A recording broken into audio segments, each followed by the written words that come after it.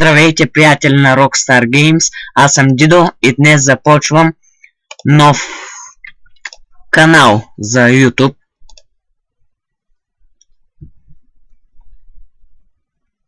Снимам играта GTA Vice City.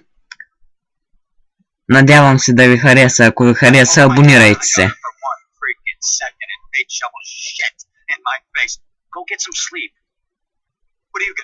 Играта е на английски, може да я направите и на български, но превода на български не е точен. Иначе бих си я направил. Сега трябва да влезем в колата и да отидем до посоченото място на картата. Ето това розово квадратче. Завиваме тук. Мисля, че това ще е близко, но не съм сигурен. Дано да е близко, защото не ми се минава целият град за едно нищо.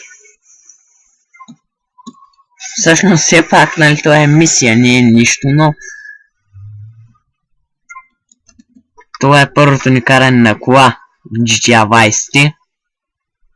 Влизам в розовото нещо и сега май ще трябва да влезем в този хотел. Да. Влизаме в хотела.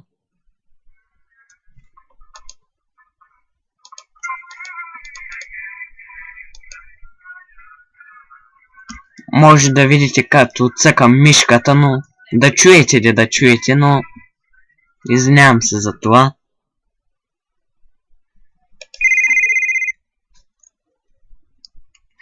Няма да пускам какво си говорят, защото все пак е на английски.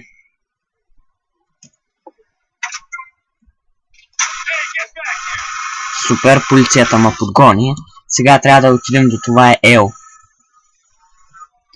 Тази полиция всъщност на GTA е доста гадна. На GTA Vice City.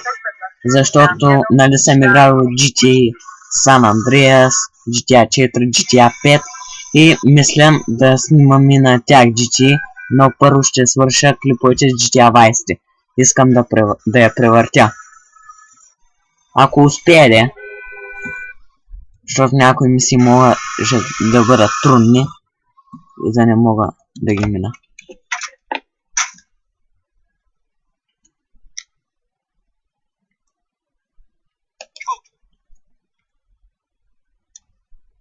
Сега трябва да отидем до тази тениска на картата.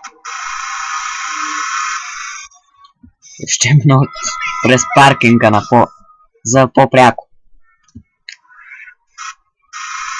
Не искам много да се блъскам, но не съм много добър шофьор. Това да ви кажа да знаете. Ето, това за сменяне на облеклото мисля, че защото все пак има тениска на картата. Дали ще сменим облеклото на Тони, ще разберем след малко.